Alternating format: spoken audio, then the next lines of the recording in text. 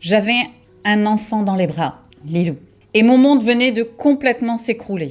Je n'avais plus rien. Je n'avais plus d'identité, plus de maison, plus de repères, plus rien. Personne pour m'aider, juste moi et Lilou. Et je devais tout recommencer, tout recréer, et ce, à zéro. Un énorme reset, un reset total, une renaissance. Bonjour vinyle. Si toi aussi tu as touché le fond, que tu t'es retrouvé au fond du trou, que tu as eu peur pour l'avenir, pour ton avenir et celle de ton enfant, et que tu as eu envie de tout lâcher, tout abandonner, cette vidéo, elle est faite pour toi. Mais avant toute chose, jingle!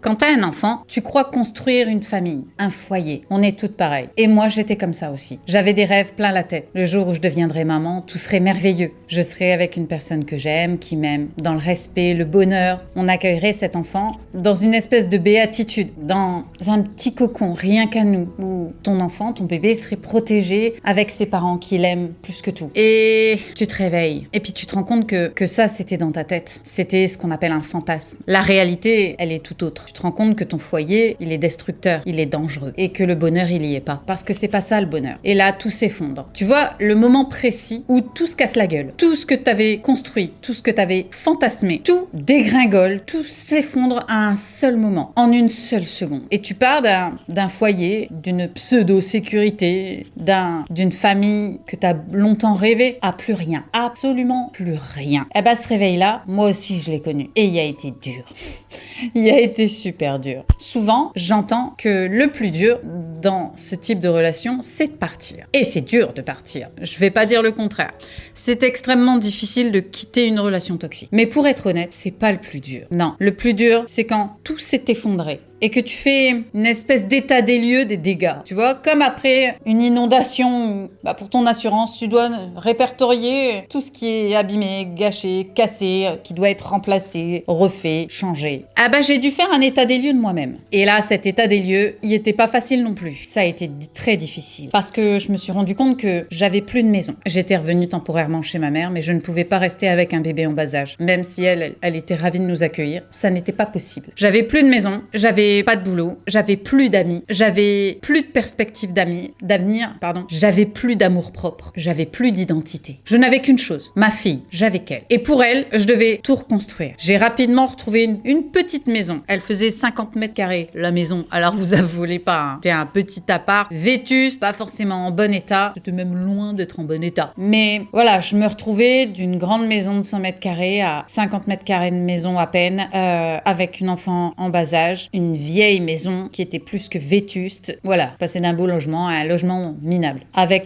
Seule avec moi-même. Et franchement, celle que j'étais, elle me plaisait pas du tout. Mais absolument pas. Et là, c'est dur. Tu te rends compte que t'es plus personne, t'as plus rien, et tu dois quand même rester debout. Cette période, elle a été difficile parce que c'est une période où j'avais peur. J'étais terrifiée. J'avais tout perdu. J'étais plus rien. Je devais tout recommencer. Et je devais apprendre à nouveau à m'aimer, à me respecter. C'était dur. C'était vraiment dur. J'avais peur. Je devais faire bonne figure devant tout le monde avec un sourire de façade, alors que j'avais qu'une seule envie, c'était de hurler, de pleurer. Et d'ailleurs, tous les soirs, quand ma fille était couchée, je fondais en larmes. J'avais mal. Je devais faire le deuil d'une relation auquel je m'étais tant investie et qui comptait vraiment malgré tout. J'avais ma fille, je devais être forte, mais c'était dur. Et le soir, quand tu te retrouves face à toi-même, tu lâches tout en fait, parce que t'as les boules et t'as l'impression que t'es une mauvaise mère, que tu gâches la vie de ton enfant. Moi, c'est ce que je ressentais. Je me disais, je prive mon enfant d'un père. Je vais l'amputer d'une partie d'elle.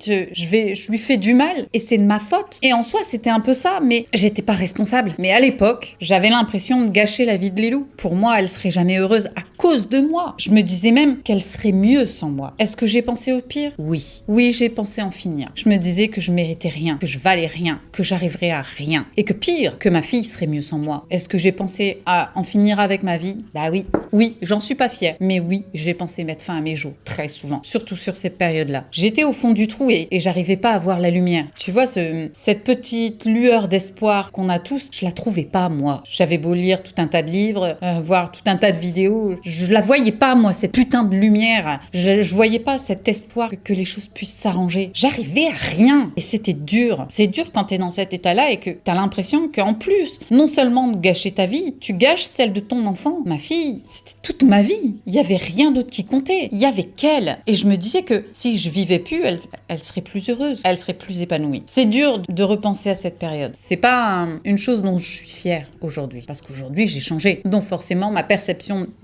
de la situation est différente. Mais je pense qu'il est important de le dire. Beaucoup pensent que, voilà, il suffit de remettre en pratique certaines choses et puis que tu te réinventes et que ta vie est changée sans le moindre effort. Ah, la vérité, c'est que tu dois faire un point sur toi-même, un état des lieux, voir où tu en es. Et là, ça, c'est dur. C'est dur parce que tu vois tous tes échecs. Pire, tu te prends tous tes échecs en pleine gueule, comme un mur. Et ça fait mal. Ça fait mal de se voir qu'on s'est trompé à ce point-là, qu'on s'est dégradé à ce point-là et qu'on a gâché notre vie à ce point-là. Parce que ça, j'étais responsable, moi. C'est moi qui lui avais laissé cet ascendant. C'est moi qui l'a laissé me détruire. C'est moi qui me suis oubliée. Et ça, j'en étais responsable. Mais j'avais une fille, ma fille. Et quand je regardais dans les yeux de Lilou, je me disais, non, t'as pas le droit. T'as pas le droit d'abandonner. Déjà d'un, il aurait récupéré la garde. Comment vous dire? J'étais loin d'être avide à l'idée que mon enfant devienne son punching ball. Oh, on va parler peu, mais parlons bien. Qui voudrait que son enfant vive une telle horreur, sincèrement? J'ai pris sur moi et j'ai fait ce que je devais faire. Un état des lieux de tout ce qui était, de ce que j'étais, de ma vie, de ma situation. J'ai érigé des priorités. Et une fois que j'ai tout mis par écrit, j'ai réfléchi à comment agir pour me reconstruire.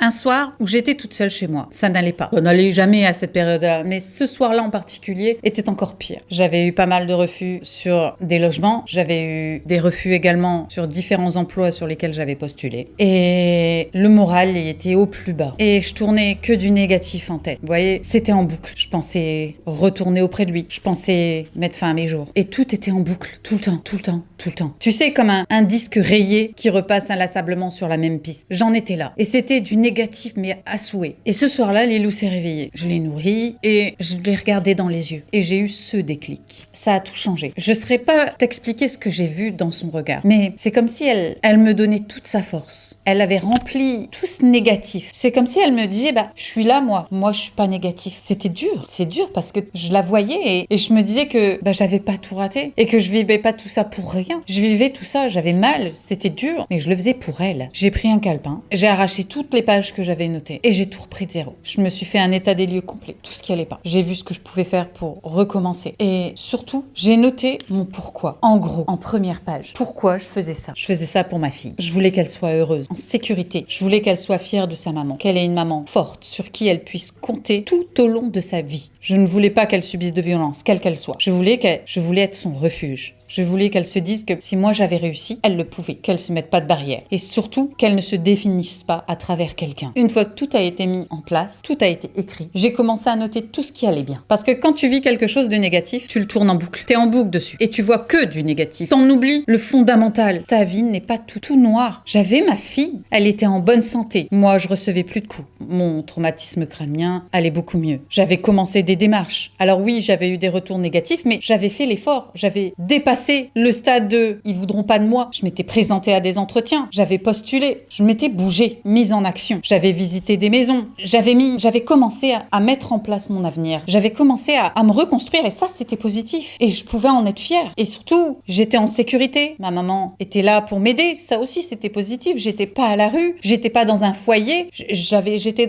certes, dans une situation précaire parce que j'étais chez ma mère encore à l'époque, mais j'y arrivais. Et j'ai eu ce déclic de me dire que j'étais capable de changer et que je pouvais changer. Alors j'ai décidé de pas m'arrêter là et de ne plus penser au négatif, mais de penser à ce que j'avais réussi, de penser à ce que j'avais de bien dans ma vie. J'étais pas seule. Je retrouvais ma famille. J'avais la capacité de me faire d'autres amis. Je savais que j'en étais capable. J'avais ma fille. Elle comptait sur moi. J'avais commencé à me mettre en mouvement. Je subissais plus ma vie. Je la mettais en place. Et ce soir-là, j'ai envoyé, sans exagérer, 100 de mails pour du travail et un logement. Facile. Le lendemain, j'ai reçu un mail qui changeait tout et qui m'a donné l'impulsion de continuer. On me proposait un logement. Il était petit. C'était une petite maison de 50 mètres carrés. Elle était certes vétuste, mais le propriétaire me faisait confiance. Je vous rappelle, j'avais pas de boulot. Trouver un propriétaire qui vous donne un logement sans travail.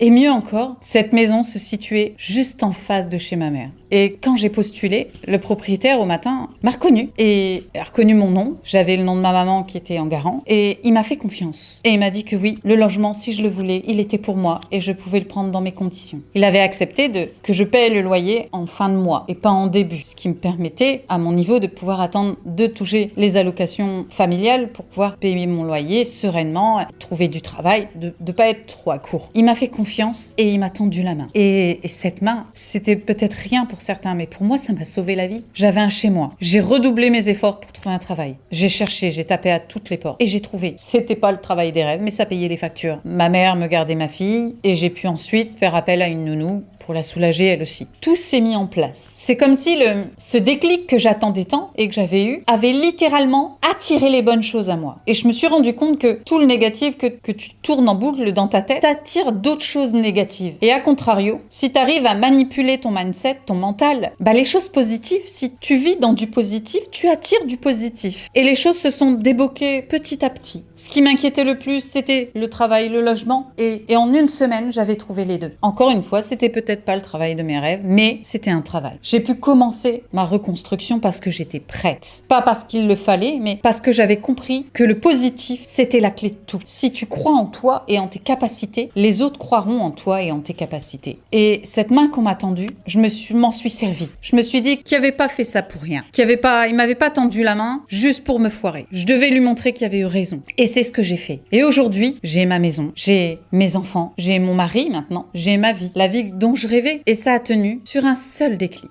En conclusion, je dirais que si toi aussi tu es dans une reconstruction, dis-toi que tout est possible. Rien n'est figé, rien n'est terminé et rien n'est jamais définitivement cassé. Je me retrouvais seule, sans rien, sans logement, sans travail, rien, avec un enfant à charge. Lilou n'avait que 6 mois, 6 petits mois. C'était un nourrisson. J'étais perdue, terrorisée par la vie. Je croyais en rien. J'avais des problèmes, mais par-dessus la tête. Lui qui me lâchait pas, c'était le chaos. C'était pire que le chaos. C'était Hiroshima. Et pourtant, j'ai réussi. Je me suis dépassée. J'ai mis à plat tout ce qui allait pas et j'ai mis en place des systèmes pour reconstruire ses points faibles. Je me suis fait une checklist, un état des lieux. Et cet état des lieux, il est dur, il est violent, il est brutal, il fait mal, il fait peur, il te paralyse. Mais il est absolument nécessaire. Tu ne peux pas y échapper. Cet état des lieux, ça va être ton boost. C'est ce qui va te permettre de trouver des solutions. Tu ne peux pas trouver une solution à un problème si tu fais la politique de l'autruche. Tu sais, cette bestiole qui met sa tête dans le trou et qui attend que ça se passe. Tu peux pas faire ça. Si tu ne sais pas où se trouve le problème, ce que tu dois changer, tu ne risques pas d'arriver à le changer. Il va pas se changer tout seul, en fait, à un moment donné. Mais surtout, tu dois comprendre que, aussi difficile soit-il, cette reconstruction, t'en es capable. Elle ne tient que de toi. T'es capable, t'as vécu le pire,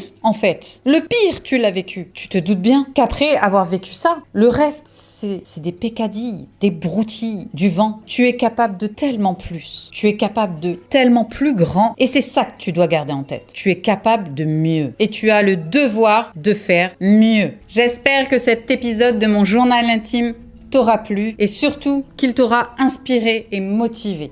Je partage avec toi des moments de mon passé pour que tu puisses comprendre que tout est possible, que le vrai changement, il est possible. J'en suis la preuve vivante. Ton histoire ne te définit pas. Il ne définit pas ce que tu vas devenir ou ce que tu es. C'est à toi de construire ta propre personne, ton propre avenir. L'avenir, il t'appartient à toi, pas à ce que tu as vécu. Il faut te servir de ce que tu as vécu pour devenir mieux à l'avenir. N'hésite pas à partager cette vidéo si elle t'a vraiment motivé. Elle pourra peut-être aider quelqu'un d'autre qui en a besoin et qui a besoin d'entendre ça. N'hésite pas à me retrouver dès la semaine prochaine, même jour, même heure, pour la suite de mon journal intime. Je veux partager avec toi dans cette série mon vécu, mon histoire. Non pas pour me faire plaindre ou pour me victimiser, parce que je ne suis pas une victime. Je ne suis plus cette personne. Mais pour que tu puisses comprendre mon parcours et que tu puisses comprendre que changer est possible. Vive la vie de tes rêves. C'est possible, puisque moi-même je l'ai fait. Si moi j'y suis arrivée, toi aussi tu peux y arriver. N'hésite pas également à me rejoindre sur ma seconde chaîne Vela Life Family. Tu pourras voir ce que ça donne une vie après un tel reset. Tu verras que la vie que j'ai aujourd'hui est à l'opposé de ce que j'ai vécu. Je ne suis plus du tout la même personne. J'ai une vie heureuse, heureuse, épanouie. J'ai des enfants en bonne santé, qui s'aiment et qui se respectent. Et sur Vela Life Family, je te partage mon quotidien de survivante, de guerrière. Parce que c'est ce qu'on est. On n'est pas des victimes, on est des guerrières. Donc n'hésite pas à nous rejoindre sur Vela Life Family. Abonne-toi sur les 2 chaînes et surtout partage la chaîne parmi tes amis. Ça nous permet d'avoir une communauté plutôt cool et d'aider un maximum de personnes. Plus tu partageras la chaîne et les vidéos, et plus on pourra aider de monde. Dis-moi en commentaire quelle est ta prise de conscience la plus difficile, la chose que tu t'es rendu compte et qui t'a permis de changer. Ou au contraire, si tu n'as pas encore eu ce déclic. N'hésite pas à me mettre tout ça en commentaire. Et n'oublie pas, une femme inarrêtable ne demande pas la permission d'exister. Elle existe. Elle est libre et elle se reconstruit. Et quant à moi, ou bien ma foi, je te dis à très bientôt dans une prochaine vidéo. Bye!